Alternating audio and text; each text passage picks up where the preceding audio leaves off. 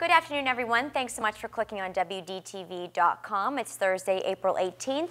I'm Kristen Keeling. Here's a look at today's top stories.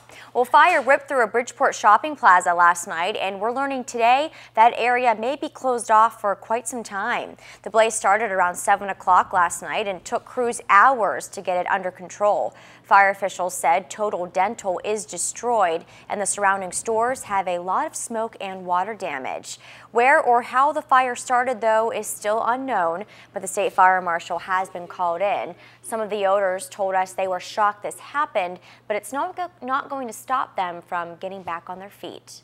Owners said their next step is to secure the building to prevent any further damage. Well, a Clarksburg man accused of kidnapping an elderly woman asked a judge for more time before he decides whether or not to accept a plea deal. Bernard Cox II was originally set to be in court this afternoon for a pretrial. However, yesterday the state offered him a deal, plead guilty to 3 or 4 of his original charges, and the kidnapping charge would be dropped. Cox said he would probably accept the deal, but wanted a chance to talk to his family before making a decision.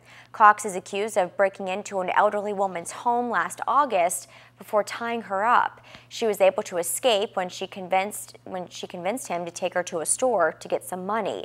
Cox will be back in court in 2 weeks.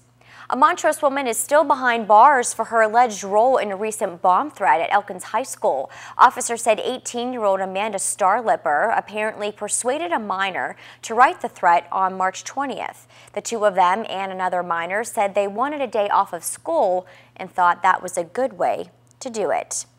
A Clarksburg man is still behind bars after apparently leading police on a drunken pursuit through Marion County early this morning. This is a story you saw first on Daybreak. Now, in case you missed it, investigators told us 31-year-old Brian Nutter was apparently speeding and driving down the wrong lane. When they tried to pull him over, he took off, leading police down several side streets.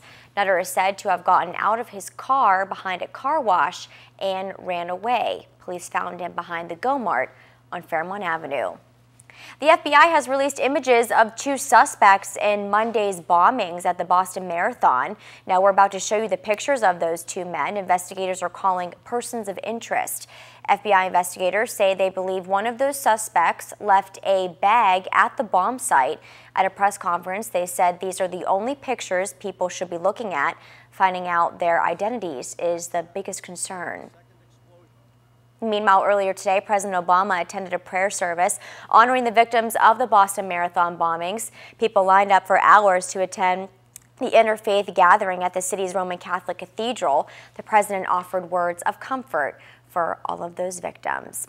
Let's take a peek at what our newsroom is working on for you for Fox 10 at 10 and 5 News at 11. First up, we dig a little deeper into the fire that destroyed part of the Bridgeport shopping plaza. Do business owners think they'll ever bounce back? Plus, the latest into the Boston bombings and who investigators are on the hunt for. And that's what's making news this evening. Make sure you tune in tonight for Fox 10 at 10 and 5 News at 11. Until then, have a great night.